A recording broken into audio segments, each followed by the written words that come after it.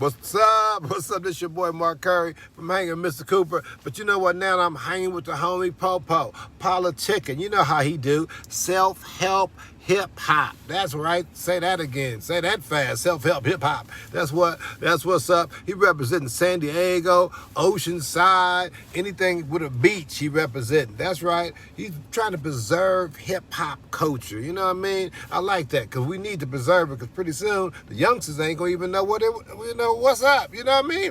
He's also introducing future stars. So get at him. He got a podcast. He's deep. He's Popo. You know how you do it. PoPolitickin. You spell that, that's P. How we feeling? Peace out. PoPolitickin.com. Welcome back to PoPolitickin.com, your home for self-help meets hip-hop. Make sure you go on Spotify and we're on Apple Music, YouTube. Type in PoPolitickin, list some of our interviews since 2008. 1212, place to be with Kev Robinson. How you doing, bro? Doing good, man. Thanks for having me on. Yeah, back on. This is second or third time on. Third. Number 3, alumni on this motherfucker, man. Yeah, I would say you done dropped about 5 books since the last interview. Shit, I dropped 2. Well, I got one out. And then I have one, the reason why I'm on, the G Code. The rules and regulations of the game that come out Tuesday the 22nd. All right. So then, I would say I'll start at, before we talk about that one, I know the one that you have out now is the flipping phones. Yeah, flipping phones. Flipping phones, get into a bag. I actually put that on. I put that together because if you ain't ever checked out my podcast before, it's called Kevin Hates Hip Hop, and I've had it 6.5 years. And one thing that I always push is ways you can make money. You know what I'm saying? So specifically for cats from the hood who might not have a trust fund to tap into, or rich Uncle Richard who can give you 10 racks to start that whatever business. You know what I'm saying? So I always talk about little businesses you can side.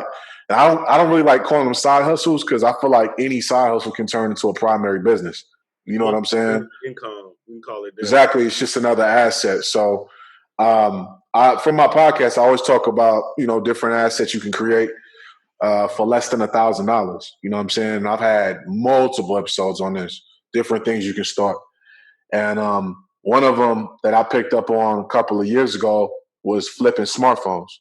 So I created a ebook for it, flipping phones. You can tap into it at my gumroad.com /Kev Hates Hip Hop. And you can tap into it. And I have I break down how you can make up to $600 a day flipping smartphones. You know what I'm saying? So I put that out about a month ago. You know what I'm saying? So it's really going to show you, like, if you got about $300-400 or $250 and you want to learn how to flip that shit, smartphones, you can do it within a day. Like I said, I break down all the steps on how to source the phones, how to make sure they're not stolen. Because, niggas be trying to sell you a stolen iPhone. It's a lot of different ways you can go about it. And where you can sell them too. Now, a lot of times cats are thinking, like, oh, you going to tell me to sell it on eBay. No. I got a distributor where all they do is they buy used technology and they pay you. You send them a PayPal invoice and you tell them what you're sending them, and they pay you right there on the spot, and you ship the phone to them. And you know what I'm saying? It's like clockwork. So how much yeah, is that book? That book is $47.99. So this is a legit business book. This ain't no get rich quick scheme. This is like for anybody. If you got I would tell anybody. I actually had one of the homegirls I grew up with. Her son turned 12 years old, and she hit me in the DMs on IG when I put the book out, and she gave him $300 cash, and she bought the book. You know what I'm saying? And she got him flipping phones and shit. And this was like 3 weeks ago. And in the first week, he made $1,000. You know what I'm saying? So, yeah, so it's a lot of good, impactful information in there. And it's, like I said, it's recession proof because there's always going to be iPhones. They just going to keep evolving every year. You know what I'm saying? So that's a business. That's one of the first side hustle books I put out. I'm going to put out a lot of different ones But the main book I'm here for is the G Code, the rules and regulations of the game. That's the book that I wanted to come on and talk to you about. You feel me? Let's go. So what was take us back to the genesis of the book. What made you come up with the book? So one of my most popular episodes, Kevin Hates Hip Hop, like I said, I talk a lot about, my podcast is evergreen. So I got shit on business. I got shit on, like you said, you do self-help and hip hop on here. I pretty much do the same thing on my podcast. And I do a lot. I do one of my most popular, actually the most popular episode I ever did was one called the G Code. And I broke it down, this episode into 3 different parts. And basically, I put this out, man, I put that episode out. I think I'm almost 300 episodes in now. I think I'm on like 290 or some shit. But it was one of the first 50 episodes. It was the first year. You know what I'm saying? So this was, man, about 5 years ago. You know what I'm saying? And when I check the analytics, it does quadruple what the other episodes do. Like the other episodes do good, but the G Code, that's the one everybody went to. So, and I had this cat on my podcast, a young cat, about 10 years younger than me. I'm about to be 36. This kid was probably about 24. He played in the NFL, and he was telling me how he got introduced to me based upon that episode, and how he didn't have no older brother. He didn't have nobody really put him up on game to, you know, because you can't be game goofy out this motherfucker. Like, it's been a lot of weird, goofy shit going on in the last decade. You know what I'm saying? A lot of cats didn't have that father figure, or not even so much father figure, like a cool uncle or a cool older brother. They weren't there to really give them the game. And the game, like I said, is more or less like the G and G code, depending on whatever lifestyle you live. The G can stand for gangster or gentleman, just like Styles P first album, Gangster and a Gentleman. And, you know, you gotta have that I always looked at life like you gotta have that duality. And I've always had that where, you know, when I was younger, I was on some extra street shit, but I always tried to be smooth with it. I didn't want to be too hot. You know what I'm saying? Like, some niggas just be too hot. You know what I'm saying? So I always had that little gentleman side. And I basically packaged all of the game I soaked up from, you know, sitting talking to my grandfather and my uncles and shit and my dad and shit. And I packaged that game into something that I felt like young men, and particularly young black men in particularly, could soak up and be that God that they need. You know what I'm saying? So I got a chapter called, because it's a lot of goofy shit going on in mainstream music. Like, I look at it like this, man. Me and you from the 80s. We was born in the 80s and shit, right? So in the 90s, that was our playground. We was in high school and middle school. And if you didn't have a dad or a cool uncle or some shit, you're going to take up the energies you get from the music you listen to, right? Yeah, So and Too Short and 8 Ball. we had, right. You feel me? So we had the alpha male, we had the alpha male bravado. You feel me? Like, if you didn't have no dad, you could have listened to you could listen to Pimp C or E40 or Nas, and, you feel me, or Master P. And these was niggas not that much older than you who could have, like, damn, I want to kind of emulate that. And these was real men. You know what I'm saying? Jay-Z was doing that. I think Jay-Z was doing that too. And my thing is, when it comes to hip hop, like, I like shit where niggas are giving me game. I don't really give a fuck about. I had a period in my life in college where I went through the whole backpack nigga period, and I was just listening to niggas like that was on that metaphysical, analytical, all that shit. I had that little period in college, but I still was fucking with street nigga shit. I still was listening to Gucci. I still was listening to Yo Gotti. You feel me? But I felt like in when I was young, if I would not have had my dad or my uncles or my grandfather, if I would have been listening to the artists I was listening to, Scarface and E40 and Too Short, I still would have been gamed up. Not as gamed up, but I still would have had that indirect game coming in. And I feel like in mainstream hip hop in the last 15 years in particularly, it's been a whole lot of simping. It's been a whole lot of goofy shit going on. You know what I'm saying? And it went from being an alpha male and bossed up to simping and tricking and being effeminate and you know what I'm saying? Like that's really what it went to. And I'm not gonna name no names of no rappers because some of y'all favorite rappers, they be out here acting real feminine. You know what I'm saying? And it's taught a whole generation of niggas who are like in their 20s right now that they might not have a dad, a solid nigga, like a solid dad, not just some goofy nigga that's there. They game goofy. You know what I'm saying? So the game switched to 180 since we was younger. You know what I'm saying? So I Yeah. put a book together, man, because I hear all type of shit, man. I got a chapter called Thou Shalt Not Dirty Mac, because niggas be dirty Mac. You know what I'm saying? I got all type of, but it's just something I put together. I feel like the last time there was a book of this type of detail was when Tariq Nasheed was putting out books on game. You know what I'm saying? So I felt like I needed to fill that void because I had talked about it for a long time, G. Like I used to always be like, damn, niggas, they not gamed up. This generation ain't as gamed up as we was, and had a lot of different factors, you know? I look back on it, Joe Biden, crime bill, 1994. So a lot of niggas that might have been born in 97, 2000, your dad might have went to jail for selling some trees for 20 years. So you didn't have that father figure in the crib like you was supposed to, you know? So, you know, like I said, I'm not trying to be nobody dad or nothing. I'm just, if anything, I'm the cool uncle or the cool older brother. You know what I'm saying? Just here to give you some game. Because a lot of the shit I talk about in the book could save your fucking life. And that's no cap. You know what I'm saying? Yeah, I would say, what do you think about like speaking of hip hop? I don't know if you've been keeping up with like a lot of the rappers. They always get caught up on the phone. They be, you know, somebody be recording it. I know I was listening to the Bow Wow. His shit got released. Mm-hmm. Joe Budden shit got released. Yeah. So I was like, man, it seemed like the girls. I think Joe Budden did his pretty smart, but they be trying to set you up with that shit now. That was something we didn't have to deal with growing up. Nah. And the thing is, it's like the game is totally different, man, compared to, you know, when we was in our 20s. Cause like we kind of our generation, we have analog. You know what I'm saying? We remember a time when we had to remember phone numbers. We remember a time before the internet.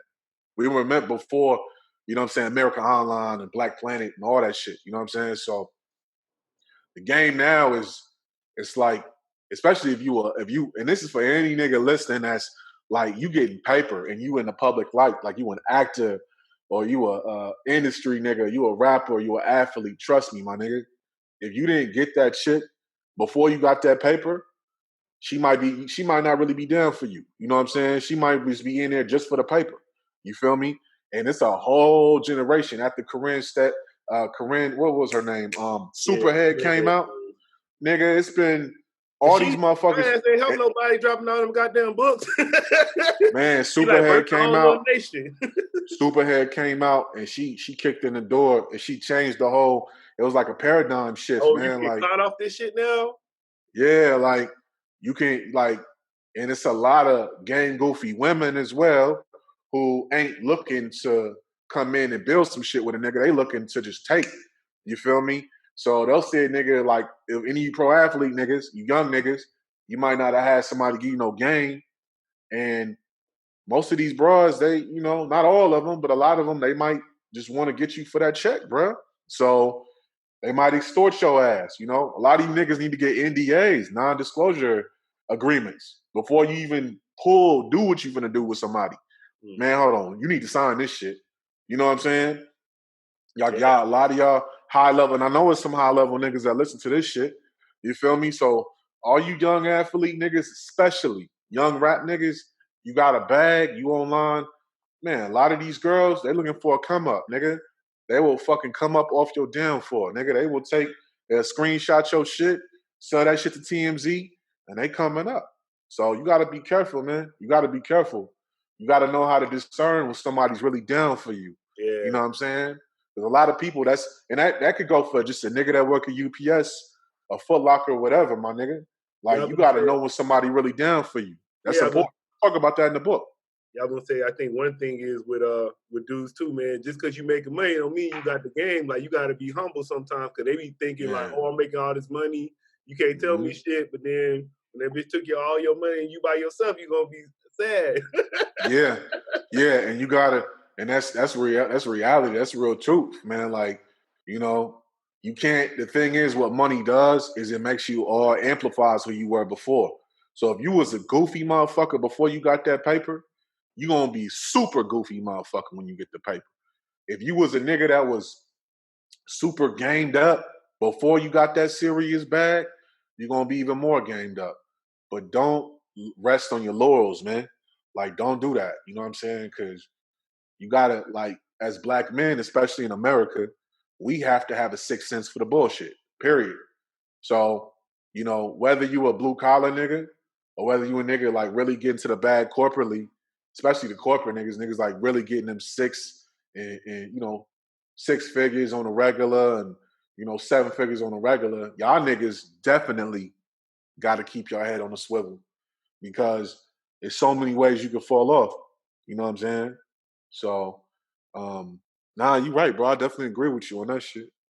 Then I don't know if you kept up with that Megan Thee Stallion Tory Lane situation, but that situation then I thought what made it worse was Drea. She was saying some shit like, "Oh, he must really loved her if he shot her and shit like that." So I thought her What? ass didn't make no sense. Yeah, she was like, "Oh, I would love a man to shoot me. He must really love me." She was saying that. She said that shit on radio. So then Rihanna Wow. dropped her from her clothing line for saying that dumbass shit. Cause that was like, Yeah. so I'm saying you got all these them the girls people look up to saying dumb shit like I that. know, and it's like you got a bunch of, and I don't blame the young cats, man. If like I said, you was born in the '90s, the 2000s, and you look up to, whoever, in the media, but the motherfucker goofy, and your parents or the people raising you was goofy. And a lot of y'all ain't got raised by nobody. You might just had your grandma, so your generation gap is too big, so you're not gonna listen to her. You might be getting led astray. You know what I'm saying? So it's a whole generation. It's always been gang goofy shit. Since the beginning of time. But I feel like, the reason why I wrote the book was because, and I feel like the reason why the episodes, the G Code did so well was because it's not common sense to be gamed up in this motherfucker, man. It's really not. Things that came to me second nature ain't gonna come second nature to the average person. You know what I'm saying? So I made sure that I packaged the shit up and I put it in the book, so cats can really soak up some game. But yeah, it's been a lot of weirdo shit going on, man, the last couple of years, man. So I was just like, man, let me put this out and give cats some instructions and shit. Like I said, the last book I read that was ganged up like this was 20 years ago. And that was 20 years different. You know what I'm saying? Tariq Nasheed, he put out The Art of Mackin, you know what I'm saying? And Player Be Played and, all of that shit. And a lot of shit he was writing in that book, I had already known because, I was getting game from my uncle and my dad and shit. But it's just good to, even if you are gamed up, it's just good to refresh it. You know what I'm saying? So, but yeah. I'm saying, so what is like the most you saying game goofy? What are the like the shit you've been seeing this year that's kind of like stand out the most? Man, personally, the most game goofy shit that I've seen, you said this year? Yeah, since 2020 been crazy. It's been, this whole year, and it's only September. It's damn near. It feel like this motherfucker been 18 months, bro. Like it's so much crazy. shit that happened just in January. Yeah. You like, damn, that felt like that was 2 years ago. You know what I'm saying? Most game goofy shit. It honestly, to me, it was just some personal shit. I'm not gonna air it out. It was a friend of mine went through something, and it was grown ass men fucking dirty macking, like a grown ass man dirty macking my boy to get to somebody. You know what I mean? So dirty macking would be you talking shit about another man to try to get favor within a woman. And a lot of niggas do that shit. Yeah. You know what I'm saying? I think I have a problem with that too. Cause I'm saying it's like my homies, but it's like ever since I knew him, he always kind of been like that. So it's kind of like He ain't your respect friend our then, business. bro. Huh? Nah, for real. Like I look at it like this, bro. Like if I've had jealous friends in the past, bro. Like once you see that twinge of hate, and if it's not directed at you, it's directed at somebody else. They doing it to you too when you're not around. You know what I'm saying? So when I see that shit, like I'm good. Like I can't fuck with you. Like, and I've had friends in my past in my 20s, because in my 20s, you know, all I cared about was fucking rap and shopping and going partying. So, you know, I was more open to hanging out with more people. But as I discern myself a lot more in my 30s, man, look, you show me one sense of hatred, and it ain't gotta be towards me. I can't fuck with you. You feel me? So if your homie is dirty macking, not you, but niggas around you, or oh that nigga, whoa, whoa, whoa, he doing it to you too. Oh yeah. Trust me, he is. And you can't have that around you, bro. That's toxic energy. You got a family and a beautiful kid and shit, and this nigga probably over there salty. You know what I mean? You got a podcast. You feel me? You got the cool businesses on this. Like niggas hate that shit. And just think about it. Even if you wasn't directly hating on you, he damn sure eventually was. So the more you start to succeed, it's gonna come out directly. So I had one, honestly, keep it real. One of my best friends in my 20s, man, until I started to discern myself and really like look at pay more attention to the energy. Because that's something I didn't do in my 20s. Like I used to be like, hey, who wants to go get fucked up? And then we would just go to the bar and just, you know, but I don't be out like that no more. I'm 36, man, and the fucking weak and shit, man. Like I don't have time for none of that, and I don't have time for bad energy. So I started really paying attention to niggas' energies, and it's like if you're not trying to build me up like I build you up, I'm not talking about gas me. Don't fucking gas me. I do stupid shit. Call me on it. But if I can't, if you ain't trying to be an asset to me like I am to you, I don't want you around me. I don't have time for liabilities. And a hating ass nigga is a liability, big time. You know what I'm saying? I would say, I don't know if you have this in your book, but I feel like your homie's girl is off limits. Even if they ain't together no more, the girl is off Bro, limits. Like I feel bro. like anytime I see a dude do some shit like that, I ain't cool with him. And that's what I was saying. Like, one of my homies dealt with that shit. Like, the nigga he thought was the homie, my man moved out of state, and the nigga homie, he fucking created a whole relationship with his ex broad. So basically, his ex broad was looking for the nigga downfall. She wasn't really down with him from jump, and neither was that nigga. And this is a nigga he had known 10 plus years, 15 years. You know what I'm saying? So you got to discern that, man. Like when you first meet somebody, they show you who the fuck they are. You just got to pay attention to that energy. It might not be that negative shit might not be directed at you directly, like when they talking about they hating on somebody. But trust me, because a lot of times people are like, oh, they don't do that to me. Eventually they will. Yeah. They got bad energy. It's gonna happen to you too. You know what I'm saying? So it's too many. It's way too many women out here for niggas to be coming from a scarcity mindset. And I feel like a lot of people come from a scarcity mindset. A lot of niggas do. You know what I mean? But if a nigga will talk to your girl, he wasn't your partner in the first place. He was looking for your downfall. Period. You know? So I talk about that in the book. When the book dropping? September 22nd, man. That's my birthday. So I'm gonna be 36 on that day. This is I talked about the phone flipping book. That's a business ebook, but this is the book, the one I really put a lot of emphasis into it. September 22nd, Tuesday, you can cop it on Kindle. If you don't have a Kindle, you can get the Kindle app. You can also get it on Gumroad. So you will go to Gumroad. I'll tell you the easiest way to get it, man. Go to my Twitter at Kevin Hates Hip Hop or my Instagram at Twitter's at Kev Hates Hip Hop, Instagram's at Kevin Hates Hip Hop. Click on my link tree in my bio, in the bio of that link, and it's gonna give you the 3 different ways you can buy it. You can buy an audiobook. That's gonna be on my Bandcamp. Kindle. If you don't have Kindle, you can download the Kindle app on your phone. or you can buy it through PDF, regular PDF format on my Gumroad. You know what I'm saying? So I definitely appreciate anybody that cop it. Make sure you tag me when you get it, even if you pre-order it, at Kevin Hates Hip Hop on IG, and I'll definitely reshare you back on the IG story. Yeah, I'm gonna say I know like a lot of times people will say, "Oh, how long did it take you to write the book?" But it seems like you've been doing this, working on this book your whole life. Because it's about Yeah, game, so you got game is like yeah, it's something. It's definitely something I put together. I put a lot of emphasis into it, man. It's um, like I said, it's a lot of times where I say certain shit to somebody that might be younger than me, and they'd be like, "Damn, bro, I didn't even know that." And it's like, to me, it's common sense.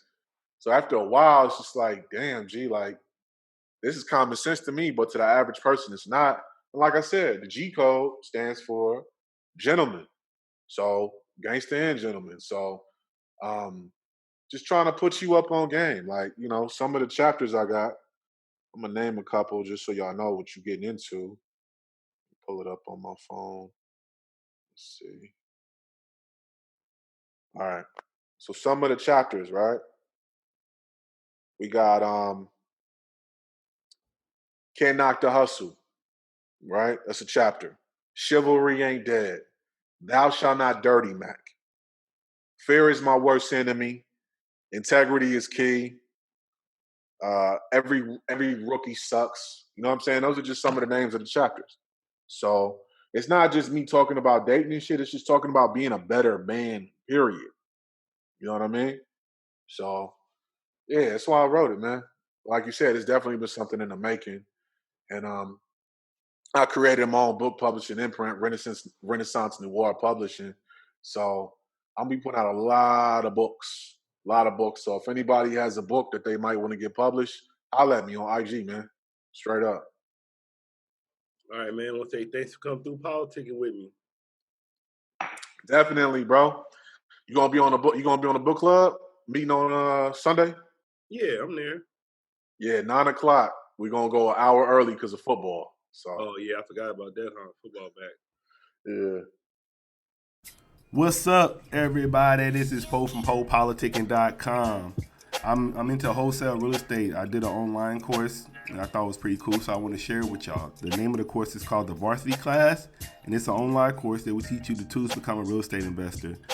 This course will show you everything you need to know about wholesaling properties and real estate that can potentially earn you $5,000, $10,000, $20,000 or more. So you can make a lot of money in this wholesale real estate. This is a good course to get you get your foot in the door.